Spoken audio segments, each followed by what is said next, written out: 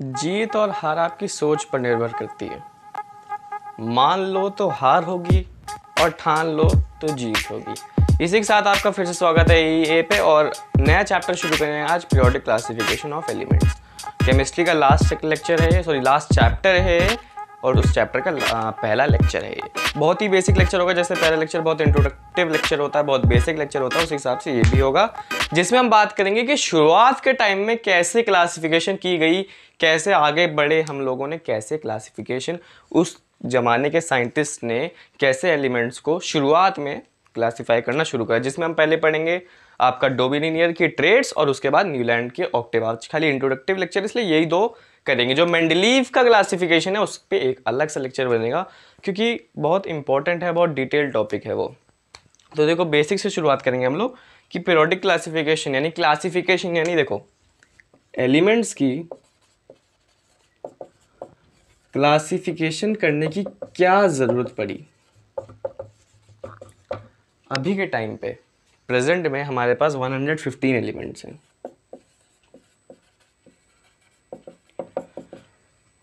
उन 115 एलिमेंट्स को, एक एक एलिमेंट को पढ़ने, एक एक एलिमेंट की प्रॉपर्टीज़ को क्या है स्टडी करने में बहुत टाइम टेकिंग है, बहुत कंफ्यूजिंग है। जैसे आपके पास 115 चीज़, आप 115 चीज़ को डिटेल में स्टडी करोगे, हर एक की चीज़ की प्रॉपर्टी निकालोगे तो बहुत टाइम टेकिंग है, बहुत डिटेल में उसकी स्टडी करनी पड़ेगी, बहुत कंफ्यूजिंग है, केओस बच जाता है।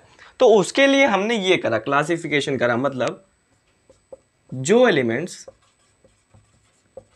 जिनकी सिमिलर प्रॉपर्टीज हो, क्या हो सिमिलर प्रॉपर्टीज, उनको हमने एक ही ग्रुप में रख दिया। जैसे 115 में से 4 चीज़ ऐसी हैं जो सेम है, लगभग किसी ना किसी मायने से सेम है, जैसे उनकी कुछ केमिकल प्रॉपर्टीज, कोई भी चीज़ सेम है, तो उनको हमने क्या करा, एक ही बक्से में बंद कर दिया, उस बक्से पे कोई भी चीज़ नाम लिख दिया। तो जब हम उसको क्लासीफाई करेंगे तो देखेंगे कि 4 चीज़ सेम है। अगर किसी एक की भी आप प्रॉपर्टी जान लो तो चारों वैसे ही बिहेव करती है, तो क्या हुआ, ईजी हो गया। जैसे 115 में से 4 में एक ही साथ हो गए ना, इजी हो गया, केओस कम हो गई। यही काम होता है मेनली बेसिक पीरियोडिक क्लासिफिकेशन करने का। जितने भी एलिमेंट्स है, 115 एलिमेंट्स हैं, उन 115 एलिमेंट्स को ग्रुप्स में डिवाइड करो, उनको कैटेगरी बनाओ जो सेम होंगे। सेम देखो बिल्कुल सेम तो होंगे नहीं, कोई ना कोई केमिकल प्रॉपर्टी सेम होगा। अब जैसे यहाँ पे हम लोग फिजिकल प्रॉपर्टी नहीं लेते हैं, हम लोग सिर्फ केमिकल प्रॉपर्टीज के बेसिस पे ही करते हैं। क्यों नहीं करते, ये देखो फिजिकल प्रॉपर्टीज बहुत ही एक तरह से गंदा वे है किसी भी चीज़ को क्लासीफाई करने का। अब जैसे काफ़ी ऐसे 115 में से काफ़ी ऐसे होंगे जो हार्ड होंगे फिजिकली, देखो है ना, तो सारे मेटल्स ही हार्ड होते हैं, लेकिन ऐसा तो नहीं है जो मेटल्स हार्ड होते हैं सारे मेटल्स की सेम ही प्रॉपर्टीज़ होती हैं, ऐसा तो नहीं होता। तो इसलिए फिजिकल प्रॉपर्टीज़ एक बेटर वे नहीं है जिसको हम लेके क्लासीफाई करें, इसलिए हम सिर्फ केमिकल प्रॉपर्टीज़ के बेसिस पे ही क्लासिफिकेशन करते हैं। और शुरुआत में नोट कर लीजिए, शुरुआत में एटॉमिक मास को ध्यान रख के हमने क्लासिफिकेशन शुरू करा था। जो भी शुरुआत के साइंटिस्ट थे उन्होंने एटॉमिक मास एक फैक्टर लिया था सारे एलिमेंट्स का, उसको स्टडी करा और उसके हिसाब से क्लासिफाई करा। बाद में जाके मॉडर्न पीरियोडिक टेबल में एटॉमिक नंबर से हम करने लगे, जो ज़्यादा इजी पड़ता है rather than atomic mass. Mendeleev तक एटॉमिक मास ही चला, जो मॉडर्न पीरियोडिक टेबल है उसमें एटॉमिक नंबर से हमने क्लासीफाई करा। जैसे कैसे क्लासीफाई करते हैं, जैसे एल्कली मेटल्स होते हैं, कुछ मेटल्स एल्कली मेटल्स, जैसा लिथियम हो गया, ठीक है, सोडियम हो गया, पोटेशियम हो गया। ये कुछ प्रकार के मेटल्स होते हैं जो लगभग सेम क्या है केमिकल प्रॉपर्टी दिखाते हैं। कैसे दिखाते हैं, ये सब मेटल्स हैं, ठीक है ना। और देखोगे इन सब की जो वैलेंसी है वो 1 है, ये मोनोवैलेंट कंपाउंड्स। अब जैसे हम जब ग्रुप पढ़ेंगे, डोबिनियर की जो ट्रेड्स हैं उसको पढ़ेंगे, या न्यूलैंड के जो ऑक्टेव्स है उसको पढ़ेंगे, उसमें ये चीज़ आएगी। इन्हें कहते हैं कुछ और भी होते हैं, एल्कली मेटल्स कहते हैं इन्हें। लिथियम हो गया, सोडियम हो गया, पोटेशियम हो गया। इसमें क्या होता है, एक चीज़ होती है, इनकी ना जो वैलेंसी होती है 1 होती है, मतलब ये एक इलेक्ट्रॉन लूज करते हैं और स्टेबल बन जाते हैं। देखा होगा सोडियम है, पोटेशियम है, एक इलेक्ट्रॉन लूज करेगा स्टेबल बन जाएगा, Na+ हो जाएगा, पढ़ा होगा। जैसे लिथियम है, लिथियम प्लस बन जाएगा एक इलेक्ट्रॉन लूज करके, सोडियम प्लस हो जाएगा एक इलेक्ट्रॉन लूज करके, पोटेशियम प्लस हो जाएगा एक इलेक्ट्रॉन लूज करके। क्यों लूज कर रहा है, स्टेबल होने के लिए, ऑक्टेट कंप्लीट करने के लिए। ये चीज़ पढ़ लिए। अब देखो ये एक ही तरह से लूज कर रहे हैं, मतलब ये सोडियम, लिथियम, पोटेशियम, ये क्या है एक एक इलेक्ट्रॉन लूज कर रहे हैं, मोनोवैलेंट कह सकते हैं इन्हें। तो इनकी प्रॉपर्टीज क्या होंगी, सेम होंगी। इसलिए हमने क्या करा, एक ही ग्रुप में इन्हें रख दिया, उस ग्रुप का नाम रख दिया एल्कली मेटल्स, ताकि क्योस कम हो जाए। इन 3 4 जितने भी 6 7 एलिमेंट्स उनको हम एक साथ पढ़ सकें। कहा जाएगा कि अगर कोई लिथियम उठा लो तो उसके जैसे ही बाकी एलिमेंट्स की भी प्रॉपर्टीज होंगी, तो ईजी हो गया, केओस कम हो गया। यही चीज़ है क्लासिफिकेशन, समझ में आ रहा होगा। तो शुरुआत में एक साइंटिस्ट आया हमारे पास जिनका नाम था डोबेरिनियर। शुरुआत में मतलब सबसे पहले जो कह सकते हैं कि अर्ली स्टेप था क्लासिफिकेशन की तरफ, कि किसने शुरुआत करी, कैसे क्लासिफाई करा, किस साइंटिस्ट ने क्लासिफाई करा। तो शुरुआत में जो साइंटिस्ट आए थे वो तो डोबेरिनियर, जिन्होंने बनाई अपनी ट्रेड्स। ट्राइड्स कहते हैं, ट्रेड्स कहते हैं, प्रोनाउंसिएशन पे ध्यान मत दीजिए, स्पेलिंग देखनी हो देख लीजिए। डोबेरिनियर्स के ट्रेड्स हैं। ट्रेड्स क्या होती है? ट्रेड्स था एक ग्रुप था, ये साइंटिस्ट से पहली बात ये आए, इन्होंने कोशिश करी एलिमेंट्स को क्लासिफाई करने की, और इनका जो मेन चीज़ थी वो थी एटॉमिक मास। देखो हर एलिमेंट का अपना कुछ मास होता है जिसे हम कहते हैं एटॉमिक मास। आई होप आपने पढ़ रखा होगा, 9th में चीज़ थी, मोल कंसेप्ट जो पढ़ाते हैं, एटॉमिक मास, ठीक है, हर एलिमेंट का होता है, डिफरेंट होता है। तो शुरुआत के साइंटिस्ट ने क्या किया, उस एटॉमिक मास को पकड़ लिया और उस पर देखा कि उससे सिमिलैरिटी हम बना सकते हैं कि क्या दो एलिमेंट के एटॉमिक मास सेम है, क्या दो तीन अगर मैं एलिमेंट उठा लूँ तो उनके एटॉमिक मास के साथ क्या करूँ जो कुछ ट्रेंड बन जाए, ताकि ये एलिमेंट्स क्या हो जाए, लगभग लगभग सेम। तो उन्होंने क्या करा, ग्रुप्स बनाए 3 एलिमेंट्स के जिनकी प्रॉपर्टी सेम हो, केमिकल, जहाँ भी मैं प्रॉपर्टीज बोलूँगा मैं हमेशा केमिकल प्रॉपर्टीज की बात कर रहा हूँ, फिजिकल प्रॉपर्टीज पर हम क्लासीफाई नहीं करते हैं बेसिकली। तो 3 एलिमेंट्स का एक ग्रुप बनाया, इसलिए ट्राइड्स पढ़ा, ट्राइड्स मतलब 3 एलिमेंट्स का ग्रुप, जिसमें उन एलिमेंट्स की प्रॉपर्टीज, केमिकल प्रॉपर्टीज सेम होंगी और कहीं ना कहीं कोई ट्रेंड बन रहा होगा एटॉमिक मास से, एक ट्रेंड फॉलो हो रहा होगा एटॉमिक मास का उन तीनों एलिमेंट्स का। वो ट्रेंड क्या था, वही इनका क्लासिफिकेशन है कि ऐसा क्या ट्रेंड उन्होंने देख लिया 3 एलिमेंट्स की जिसकी सेम केमिकल प्रॉपर्टीज, ऐसा क्या ट्रेंड है। तो ट्रेंड ये था जो इनका मेन क्या है, क्लासिफिकेशन का बेस है। ट्रेंड था कि जो atomic mass of middle element है, फिर से जो एटॉमिक मास है ये एम क्या है, एटॉमिक मास मिडल एलिमेंट का, जैसे 3 एलिमेंट्स मान लो ए बी और सी, तो मिडल एलिमेंट की जगह अगर मैं यहाँ बी लिख दूँ कि जो एटॉमिक मास बी का है यानी मिडल एलिमेंट का है, जैसे ए बी सी क्या बोला, 3 एलिमेंट है, मान लो इन तीनों एलिमेंट की जो केमिकल प्रॉपर्टीज सेम है, ठीक है। उन्होंने क्या करा, एक ट्रेंड देखा एटॉमिक मास में कि कोई ना कहीं इन 3 एलिमेंट्स में कोई ट्रेंड बन जाए एटॉमिक मास का, तो हम इन्हें क्लासीफाई करते हैं। तो इन्होंने क्या कहा, जो एटॉमिक मास है बी एलिमेंट का वो एटॉमिक मास ऑफ ए और एटॉमिक मास ऑफ सी का अरिथमेटिक मीन है। इसको क्या कहते हैं, मीन कहते हैं, कि जो भी दो चीज़ें ए और सी, इसका अगर आपको मीन निकालना है तो ए प्लस सी आप डिवाइड बाय 2 करेंगे, ऐसे मीन निकालते हैं। तो क्या ट्रेंड देखा इन्होंने, ये ट्रेंड देखा कि जो बीच वाले एलिमेंट का एटॉमिक मास है वो बाकी 2 एटॉमिक मास एलिमेंट का एटॉमिक मास का मीन होगा।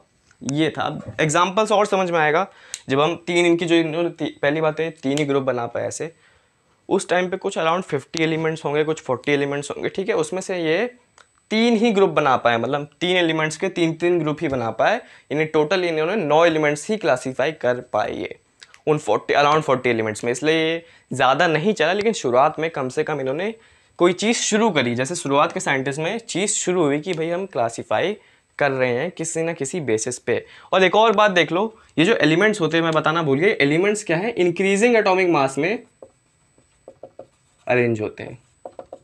मतलब ए की एटॉमिक मास सबसे कम होगी, फिर बी की, फिर सी की, इंक्रीजिंग एटॉमिक मास में हम इनको अरेंज करते हैं और फिर हमने एक ट्रेंड ढूंढा। शुरू करते हैं, जो 3 हैं हम तीनों को बारी बारी पढ़ेंगे, समझ में आ जाएगा ये क्या कहना चाह रहे थे। जैसे जो पहला ग्रुप इन्होंने बनाया उसका नाम पड़ा, पहला ग्रुप जो इन्होंने बनाया उसका नाम पड़ा द एल्कली मेटल ग्रुप। क्या था इसमें, जो एल्कली मेटल ग्रुप है देखते हैं क्या है। पहली बात तो ग्रुप है 3 एलिमेंट का ग्रुप है। ग्रुप कुछ ऐसा था पहले लिथियम, फिर था सोडियम और फिर था पोटेशियम, ठीक है। सिंबल लिख दो LINA, सिंबल तो सभी जानते होंगे। उसके बाद अब इनकी एटॉमिक मास, इनकी एटॉमिक मास थी, लिथियम की एटॉमिक मास थी 7, सोडियम की थी 23 और पोटेशियम की थी 39। ये एटॉमिक मास आपको याद करनी होती। कुछ पर्टिकुलर देखो, कुछ पर्टिकुलर एलिमेंट्स होते हैं एटॉमिक मास आप ऐसे निकाल सकते हैं एक्सपेरिमेंट के द्वारा, कैलकुलेशंस के द्वारा एटॉमिक मास कैलकुलेट होती है। तो याद करनी होती है कुछ पर्टिकुलर मेटल्स की। जैसे सोडियम की तो हमेशा याद रखना 23 है, बहुत इंपॉर्टेंट है, काफ़ी जगह यूज़ होता है, ठीक है। तो एटॉमिक मास याद होती है, याद करना पड़ता है। अभी मैं बता रहा हूँ लिथियम की 7, सोडियम की 23, पोटेशियम की 39। अब ये पहला इनका ग्रुप है, क्या है इनका पहला ग्रुप है। अब हम ट्रेंड जानते हैं, इस ट्रेंड में क्या ग्रुप फॉलो हो रहा है, इस ट्रेंड में क्या ग्रुप फॉलो हो रहा है, जो Na की ये जो है ना, ये इन दोनों का मीन होना चाहिए, तभी ये क्लासीफाई कर पाएंगे जो इन्होंने अपना ट्रेंड दिया। तो इन्होंने क्या कहा, जो एटॉमिक मास ऑफ सोडियम है वो मीन होना चाहिए, atomic mass of lithium plus atomic mass of potassium divide by 2। अब देखते हैं ऐसा होता है कि नहीं होता है। सोडियम का एटॉमिक मास क्या है 23, तो हमें 23 लाना है, इन दोनों का मीन निकाल के। मीन कैसे निकालते हैं, दो नंबर है तो कैसे निकालोगे मीन, निकालोगे 39 + 7/2, ऐसे ही निकालते हैं मीन। 39 + 7 हो गया 46 डिवाइड बाई 2, देखो 23 आ रहा है, और यहाँ भी 23 था। तो मतलब पता चल गया आपको कि जो बीच वाला जो सोडियम का एटॉमिक मास है ये क्या होगा, इन दोनों के एटॉमिक मास का मीन होगा। जो सोडियम का एटॉमिक मास है इन दोनों के एटॉमिक मास का मीन होगा। ये ट्रेंड फॉलो होगा। 3 ग्रुप बनाए 3 एलिमेंट के, देख रहे हो इंक्रीजिंग ऑर्डर ऑफ एटॉमिक मास, पहले 7, 23, छोटे से बड़ा एटॉमिक मास हम इंक्रीजिंग ऑर्डर में से अरेंज करा।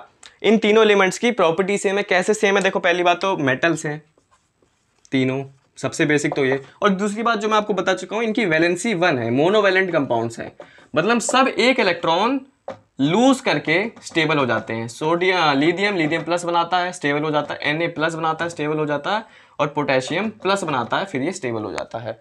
तो इनकी प्रॉपर्टी सेम है, देखो भाई सब प्लस सब सेम बिहेवियर शो कर रहे हैं, एक इलेक्ट्रॉन लूज करके स्टेबल बन रहे हैं, प्रॉपर्टी सबकी सेम है।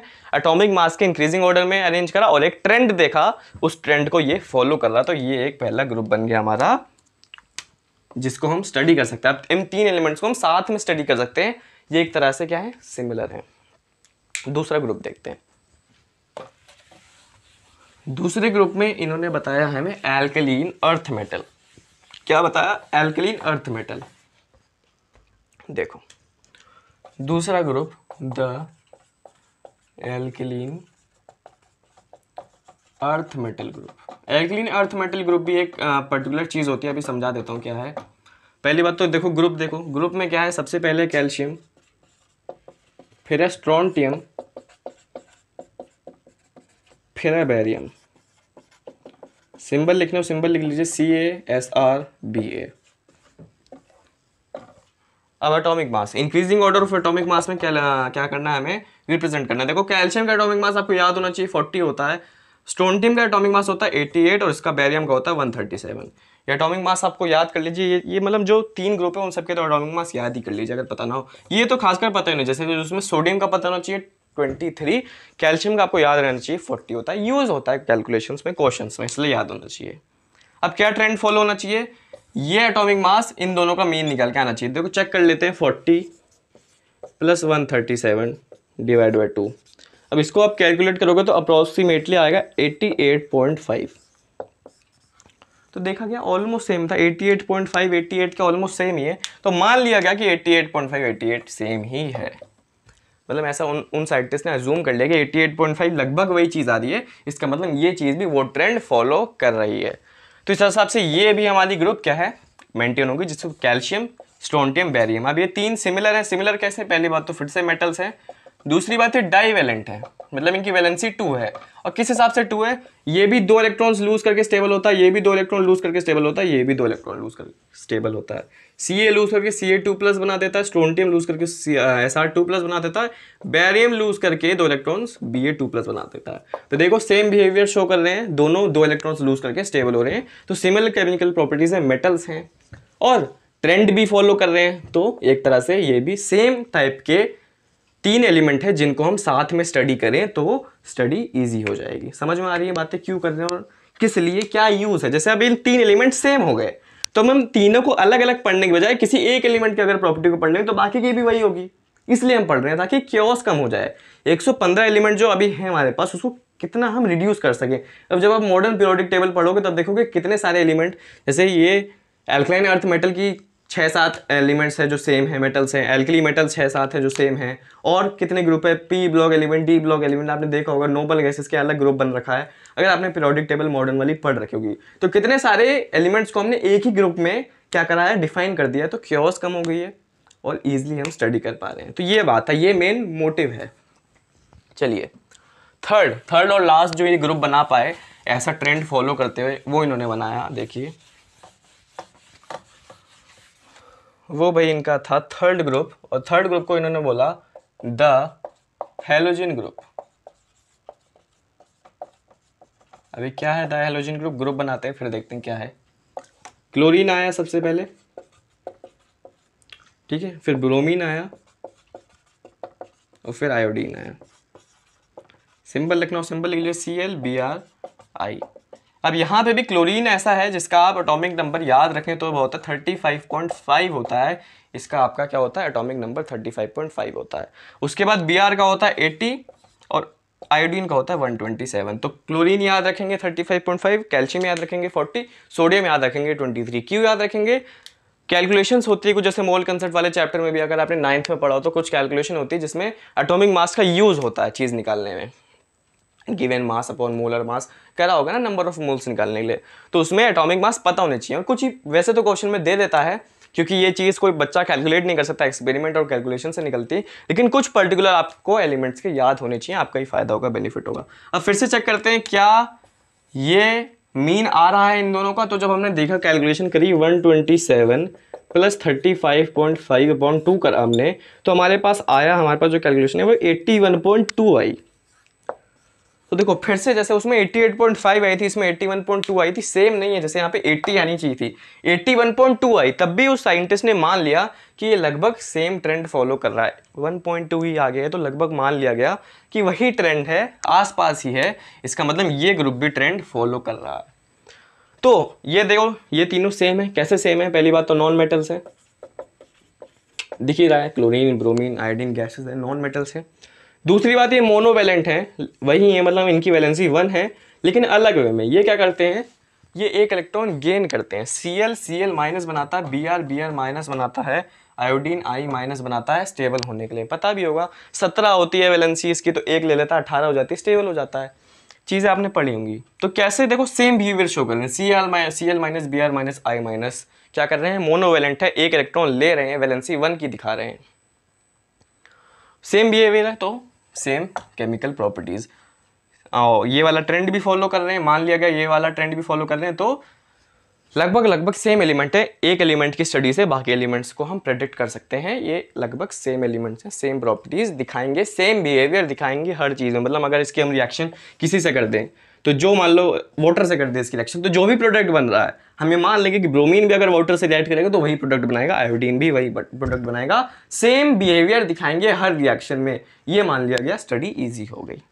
समझ में आ गई बात है? ये तीन ही ग्रुप बना पाए। लिमिटेशन भी यही है, लिमिटेशन ऑफ डोमिनियर्स की ट्रेड यही है कि उस अराउंड 40-50 एलिमेंट्स थे, उनमें से ये खाली 3 ट्राइड्स ही बना पाए। ट्राइड्स बोल लो, ट्रेड्स बोल लो, 3 ही बना पाए, उसके आगे नहीं बना पाए। 3 ही उसके द्वारा ये ट्रेंड शो कर पाए। तो यही इसका लिमिटेशन था कि कम बना पाए, ज़्यादा नहीं बना पाए। जितने एलिमेंट थे उन सबको कवर नहीं कर पाए, ये लिमिटेशन था। लेकिन एक फ़ायदा भी था कि साइंटिस्ट ने अब इसके, जो उस ज़माने के साइंटिस्ट थे, उन्होंने इस मैटर में देखना शुरू कर दिया कि हाँ भाई जो एलिमेंट्स है वो क्लासीफाई हो सकते हैं। कैसे क्लासीफाई हो सकते हैं? एटॉमिक मास के बेसिस पे। वही न्यूलैंड का ऑक्टेव ने भी करा, अब हम उसके पढ़ने जा रहे हैं।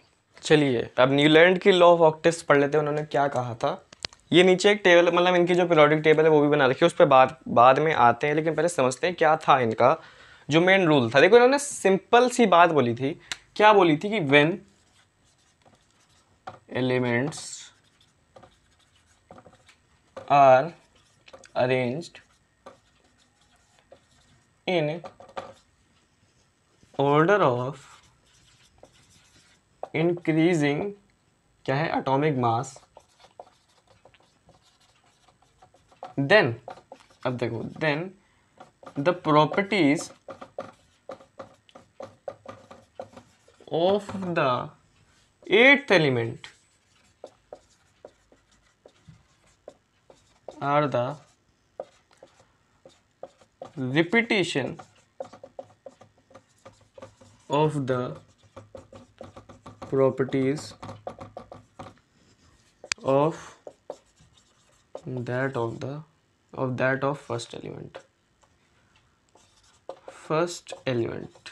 अभी जो लाइन है, 3-4 लाइन की जो ये डेफिनेशन है उसको मैं देखो 2 मैं तुम्हें समझाता हूँ, पहले डेफिनेशन पढ़े। Well elements are arranged in the order of increasing atomic masses, then the properties of the eighth element are the repetition of the properties of that of the first element. अब देखो, मान लो A B C D E F G H 1 2 3 4 1 2 3 4 8 elements है। मान लो 8 elements है, इन्हें कैसे रखा गया है? Increasing order of atomic mass में, increasing order of atomic mass में इसे रखा गया है। मतलब A की सबसे कम एटॉमिक मास है, फिर B की ज़्यादा, B की ज़्यादा, H की सबसे ज़्यादा एटॉमिक मास है, increasing order of atomic mass में रखा गया। तो इनका कहना था कि जो A एलिमेंट है, अगर मैं यहाँ से शुरू करूँ तो जो H एलिमेंट और A एलिमेंट, देखो यहाँ से शुरू करूँगा जो, तो 8th पोजीशन, अगर मैं A से शुरू कर रहा हूँ तो जो 8th पोजीशन पे, जैसे 1 2 3 4 5 6 7 8, 8th पोजीशन पे H है, तो पहला और 8वीं पोजीशन पे जो एलिमेंट है उनकी प्रॉपर्टीज क्या होंगी? सेम होंगी। अगर मैं I ले लूँ, अगर B से शुरू करूँ तो B 1 2 3 4 5 6 7 8, B से अगर शुरू करूँ तो 8th पे I है, तो B और I की प्रॉपर्टीज सेम होंगी। ये कहा था न्यूलैंड के ऑक्टेव ने, इसे कंपेयर करा था जो 8 नोट्स होते हैं म्यूजिक में उससे। मैं बता देता हूं,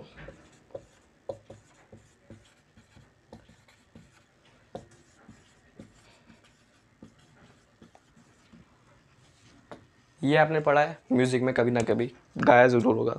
अब देखो देखो, अगर मैं यहां से शुरू करूं तो यहां से 8th पोजीशन पे 1 2 3 4 5 6 7 8 वापस यही आ जाता है।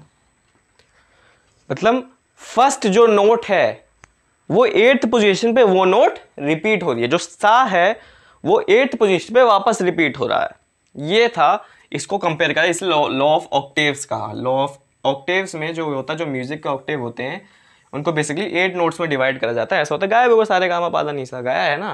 तो देखो सा जो है फर्स्ट पोजीशन पे वो 8th पोजीशन पे रिसेंबल कर रहा है, 8th पोजीशन पे वापस वही नोट आ जा रही है। इसी प्रकार पहला जो एलिमेंट है 8th पोजीशन पे जो एलिमेंट है उनकी, जो जहां से भी शुरू कर रहे हो, अगर यहां से शुरू करो तो यहां से गिनो 8th पोजीशन पे जो बन रहा है, यहां से शुरू करो तो यहां से जो 8th पोजीशन पे बन रहा है। मान लो J होता है यहाँ पे, तो C और J के लिए प्रॉपर्टीज सिमिलर होती। ये मेरा कहना, जहां से भी शुरू करोगे वहां से 8th एलिमेंट और जहां से शुरू कर रहे हो वो वाला एलिमेंट, उन दोनों की प्रॉपर्टी सेम। कैसी प्रॉपर्टीज? केमिकल प्रॉपर्टीज कहीं ना कहीं सेम मिली। अब वापस इनकी पीरियोडिक टेबल पर इन्होंने क्या करा, देखो इन्होंने क्या बनाई, 7 एलिमेंट्स की हॉरिजॉन्टल रो बनाई। हॉरिजॉन्टल रोज, इसे रो कहते हैं। ऐसे 7 एलिमेंट्स देख लो, 1 2 3 4 5 6 7, ठीक है। अब देखो क्या था इनका रूल, क्या था, मान लो मैं H को पकड़ लूं, तो अगर मैं H से 8th पोजीशन पे देखूं तो H और उसकी प्रॉपर्टी सेम होनी चाहिए। तो देख लो 1 2 3 4 5 6 7 8, F आ रहा है। हमने देखा H और F की प्रॉपर्टी सेम है। उसी के प्रकार देखो Li से शुरू करोगे तो Na पे पहुंचोगे, तो Li और Na की प्रॉपर्टी सेम है।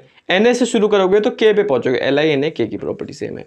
तो मतलब ये जो ऐसी F से शुरू करोगे तो Cl पे पहुंचोगे, तो F और Cl की प्रॉपर्टी सेम है। हमने देखा जो तीन तीन के ग्रुप बन रहे थे, ऐसे ऐसे ये जो ग्रुप्स बन रहे थे ये सब सेम थे। बी से शुरू करोगे तो देखो Mg पे पहुंचोगे, तो बी और Mg सेम है। Mg से शुरू करोगे तो Ca पहुंचोगे, तो Mg और Ca सेम है। हमने देखो ये तीनों सेम है। ऐसी BAl Cr तीनों सेम है, CSITA ये तीनों सेम है, NPMn ये तीनों सेम है, OS Fe ये तीनों सेम है। क्यों सेम है? देख लो, O से शुरू करो, मान लो आप O से शुरू कर रहे हो तो 1 2 3 4 5 6 7 8 S पे पहुंच रहे हो, यानी O और S सेम है। इसके हिसाब से S से शुरू करोगे तो 1 2 3 4 5 6 7 8 Fe पे पहुंच रहे हो, यानी S और Fe सेम है। हमने देखा कैलकुलेशंस करके, एक्सपेरिमेंट करके, ये तीनों सेम आ रहे थे, ये तीनों सेम, तीनों तीनों तीनों। अब देखो आपने BMg Ca सब वही ग्रुप बन गया, वापस Li Na K वही वाला ग्रुप बन गया। HFCl ये सब की मतलब कुछ ना कुछ वैलेंसी सेम है, किसी से रिएक्ट करते हैं पर्टिकुलर। जैसे मान लो एक एग्जांपल दे रहा हूँ कि CSITI ये इसलिए सेम है क्योंकि जब ये ऑक्सीजन से रिएक्ट करते हैं तो सेम तरह का प्रोडक्ट बनाते हैं। ये इसलिए सेम है कि इनकी वैलेंसी सेम है, एक तरह से लूज करते हैं और एक तरह से स्टेबल बनते हैं एक तरीके से, तो ये हम सिमिलरिटी देखते हैं। तो ये थी इनकी पूरी न्यूलैंड के ऑक्टेव। इसमें एक चीज़ ये थी जो लिमिटेशन था इनका, वो लिमिटेशन सिंपल सा यही था कि ये रूल सिर्फ कैल्शियम तक सीमित रह गया, कैल्शियम के आगे ये रूल नहीं लेगा। ये रहा कैल्शियम, ठीक है, ये यहीं तक सीमित। अगर आप यहाँ से कैल्शियम को पकड़ो और वहाँ से 1 2 3 4 5 6 7 8 गिनो तो कैल्शियम और उस 8वीं की प्रॉपर्टी सेम नहीं थी। मतलब यहाँ से लेके यहाँ तक ये रूल फॉलो नहीं हो रहा था, सिर्फ कैल्शियम तक ही रूल फॉलो हो रहा था। ये इनकी लिमिटेशन थी। उसके बाद जैसे न्यू एलिमेंट्स आए, जैसे जैसे न्यू एलिमेंट्स आए वैसे वैसे ये रूल नहीं लगा। हमने देखा कि जैसे मान लो कैल्शियम के बाद Cr आया, तुमने Cr को देखा तो Cr के पोजीशन पे जो 8वां एलिमेंट आ रहा था उनकी प्रॉपर्टी सेम हमें नहीं मिली, तो उसके बाद रूल नहीं लगा। किसे कहते हैं कि Ca तक मतलब कैल्शियम तक सब लाइटर एलिमेंट्स थे, उसके बाद ये सब हैवी एलिमेंट्स आए तो कहा जाता है हैवी एलिमेंट्स पे ये रूल नहीं लगा। एक और चीज़ थी कि काफ़ी बार इन्होंने 2 एलिमेंट्स को एक ही स्पॉट पे रख दिया। किस लिए रखा? ताकि वो रूल फॉलो हो जाए। जैसे इसके नीचे इन्होंने कोबाल्ट और निकल को रख दिया था, 2 एलिमेंट्स को एक ही स्पॉट पे, ताकि इनकी प्रॉपर्टी सेम हो जाए। लेकिन देखा गया तब भी ये सेम नहीं आ रही थी। मतलब काफ़ी सारी चीज़ हुई। कैल्शियम के बाद कोई भी चीज़ सही नहीं बैठ रही थी, इन्होंने बहुत मॉडिफिकेशन करे कि 2 एलिमेंट को साथ में रख दें या किसी को इधर रख दें किसी को उधर रख दें ताकि सेम हो जाए, वो ट्रेंड वापस आ जाए। लेकिन वैसा नहीं हो रहा था, ठीक है, वैसा नहीं होता। यही सब चीज़ें। तो और एक और चीज़ थी कि इन्होंने उस टाइम पे ये प्रिडिक्ट करा था सिर्फ 46 एलिमेंट्स ही, क्या प्रिडिक्ट करा था कि 56 एलिमेंट्स ही डिस्कवर होंगे, उसके बाद डिस्कवर नहीं होंगे। ये जब ये टेबल बना रहे थे तो इन्होंने 56 एलिमेंट की टेबल बनाई थी और कहा था कि 56, मुझे नहीं पता 56 बनाई थी, लेकिन उन्होंने कहा था 56 एलिमेंट्स के आगे डिस्कवर होंगे ही नहीं। तो ये टेबल तब तक सही माना गया था कि भाई 56 एलिमेंट तक की टेबल ठीक ठाक है। इन्होंने कुछ मॉडिफिकेशन कर दिए थे और इन्होंने क्या बोला था कि 56 के आगे एलिमेंट डिस्कवर होंगे नहीं। लेकिन हमने देखा कि 56 एलिमेंट्स के आगे भी बहुत अब डिस्कवर हुए। अब तो 115 हो चुके हैं, 115 हो चुके हैं, अब तो बहुत डिस्कवर हो गए। जैसे डिस्कवर होते गए यहाँ फिट नहीं हो पाए और यहाँ फिट नहीं हो पाए, तो ये इनका जो पूरा लॉ था वो गलत हो गया। कोशिश इन्होंने भी करी थी एटॉमिक मास को पकड़ के, जैसे डोबिनियन ने करी थी, उसका थोड़ा अपग्रेड वर्जन कह लो कि डोबिनियन खाली 3 ही ग्रुप बना पाए थे, 9 एलिमेंट कर पाए थे, इन्होंने काफ़ी कर दिए। ट्रेंड क्या पकड़ा था? एटॉमिक मास ही पकड़ा था और कोशिश करी थी कि एटॉमिक मास का कोई ट्रेंड बना दे। जैसे उन्होंने क्या बनाया था, मीन वाला बनाया था, इन्होंने क्या बनाया, ये 8 नोड्स वाला बना दिया। ऐसा ही कुछ काम मेंडलीव ने करा था, लेकिन मेंडलीव ने बहुत अच्छी टेबल बनाई थी। बहुत उनकी टेबल जो है बहुत डिटेल में पढ़ने की ज़रूरत है और बहुत ही सक्सेस थी उस ज़माने में, जब तक मॉडर्न पीरियोडिक टेबल नहीं आई थी। मेंडलीव के टेबल को प्योरली सही माना गया था, कुछ लिमिटेशन उसमें भी थी, लेकिन तब भी वो टेबल काफ़ी टाइम तक सही मानी गई थी और बहुत अच्छे से उन्होंने क्लासिफाई करा था। तो डिटेल में पढ़ने वाला टॉपिक है, उससे क्वेश्चंस बनते भी हैं, इंपॉर्टेंट भी है, इसलिए मैं उसको एक इस लेक्चर में नहीं कर रहा। इस लेक्चर को यहीं तक हम रोकेंगे। मेंडलीव पे अगला लेक्चर आएगा, पूरा मेंडलीव पे ही डिवोटेड रहेगा, पूरा डेडिकेटेड लेक्चर होगा मेंडलीव के पीरियोडिक टेबल पे। उसके बाद हम मॉडर्न पीरियोडिक टेबल पढ़ेंगे। मॉडर्न पीरियोडिक टेबल के बाद ट्रेंड्स पढ़ेंगे, ग्रुप्स में, पीरियड्स में, कैसे किसी का भी ग्रुप नंबर निकाल देते हैं, कैसे किसी का भी पीरियड नंबर निकाल देते हैं, काफ़ी चीज़ें मॉडर्न पीरियोडिक टेबल में। लेकिन उसके पहले हम अगले लेक्चर में मेंडलीव की पूरी टेबल हम स्टडी करेंगे, डिटेल में स्टडी करेंगे और देखेंगे उन्होंने क्या करा था। मैं बता रहा हूँ मेंडलीव काफ़ी टाइम तक एक उनको महान साइंटिस्ट माना गया था, क्योंकि इनकी टेबल बहुत टाइम तक सही मानी गई थी, जब तक periodic table, modern periodic table नहीं आई। एक और बात आपको बता रहा हूँ, मेंडलीव ने भी एटॉमिक मास को पकड़ के क्लासिफिकेशन करा था। अगले लेक्चर में देखेंगे कैसे उन्होंने क्या डिज़ाइन बनाया, क्या ट्रेंड चलाया एटॉमिक मास के बीच में, जिनकी उनकी टेबल इतनी सक्सेस हुई। Modern periodic table atomic number के ऊपर चलती है, जैसे हाइड्रोजन का एटॉमिक नंबर 1, फिर उसके आगे 2 3 4 5 6 7, पता होगा 20 तक रटा भी होगा। 20 पे कौन आता है? कैल्शियम आता है एटॉमिक नंबर पे मॉडर्न पीरियोडिक टेबल, जो अभी तक हम यूज़ कर रहे हैं। तो फिलहाल इस लेक्चर को यहीं पे रोकते हैं, जिसमें हमने 2 इंट्रोडक्शन, पहली बात तो चैप्टर शुरू करा और न्यूलैंड की ऑक्टेव और डोबिनियर की ट्रेड्स पढ़ी। अगला लेक्चर पूरा डेडिकेटेड होगा मेंडलीव पे। तब तक ले आप अपनी पढ़ाई करते हैं, मेहनत करते हैं। Stay in tuned with me, till then bye.